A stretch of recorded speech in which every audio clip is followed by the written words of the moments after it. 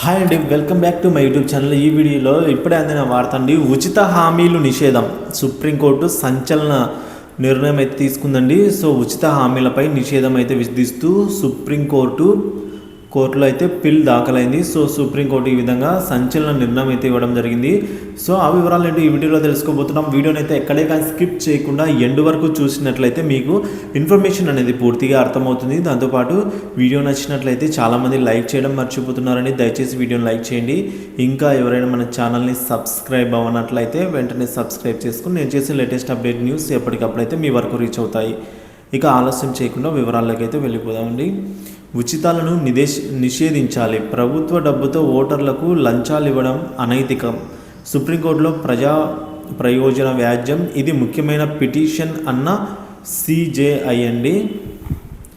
So రాజకీయ పార్టీలు ప్రకటిస్తున్న అసంబద్ధ ఉచిత హామీలపై నిషేధం విధించాలి అంటూ దాఖలైన ప్రజా యోజన వ్యాజ్యం పిల్పై విచారణ జరిపేందుకు సుప్రీంకోర్టు అంగీకరించిందండి. ఈ పిటిషన్ గురించి మేము మాట్లాడుకున్నాం. ఇది చాలా ముఖ్యమైన విషయం. దీన్ని రేపు జాబితాలో ప్రస్తావిస్తాము అని బుధవారం ప్రధాన న్యాయమూర్తి సిజేఐ జస్టిస్ డివై చంద్రచూడ్ నేతృత్వంలోని త్రిసభ్య ధర్మాసనం అయితే ఈ విధంగా పేర్కొందండి.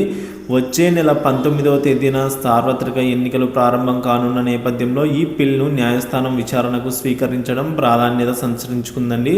సో పిల్లో న్యాయవాది అశ్విని ఉపాధ్యాయ్ అలాగే రాజకీయ లబ్ధి పొందేందుకు ప్రకటించే ఉచిత హామీలపై నిషేధం విధించాలని కోరారు. ఉచితాలు రాజ్యాంగ విరుద్ధమని వీటిని నిరోధించేందుకు చర్యలు తీసుకునేలా ఎన్నికల సంఘాలు ఆదేశించాలని అభ్యర్థించారండి. ఇక అసంబద్ధత హామీలు ప్రజాస్వామ్య మనుగడకు ముప్పు అని రాజ్యాంగ స్ఫూర్తికి విఘాతం అనేది తెలిపారు. ఇక ప్రభుత్వం తీసుకునే ఈ నిర్ణయం ఏదైతే ఉందో ప్రభుత్వం ఖజానాలోంచి ఓటర్లకు డబ్బులు ఇవ్వడం లంచం కిందికే వస్తుంది. ఇది చాలా అనైతికం. ప్రజాస్వామ్య విలువలను సాంప్రదాయాలను రక్షించాలంటే వీటికి అడ్డుకట్ట వేయాల్సిందే అని పిటిషన్లో పేర్కొన్నారండి. ఉచిత హామీలు ప్రకటించే పార్టీల గుర్తులు అలాగే రిజిస్ట్రేషన్లు రద్దు చేసే అధికారాన్ని ఎన్నికల సంఘానికి కట్టబెట్టాలని కోరారు. ఇక ఉపాధ్యాయ తరపున హాజరైన సీనియర్ న్యాయవాది విజయ్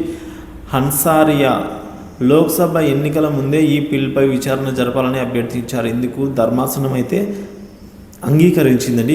ఇకపై ఉచితాలను అయితే ఈ విధంగా నిషేధించాలని అయితే భావించింది సుప్రీంకోర్టు. సో ఈ ఇన్ఫర్మేషన్ అయితే ఇలా ఉంది. ఇన్ఫర్మేషన్ నచ్చినట్లయితే దయచేసి వీడియోని లైక్ చేయండి, షేర్ చేయండి.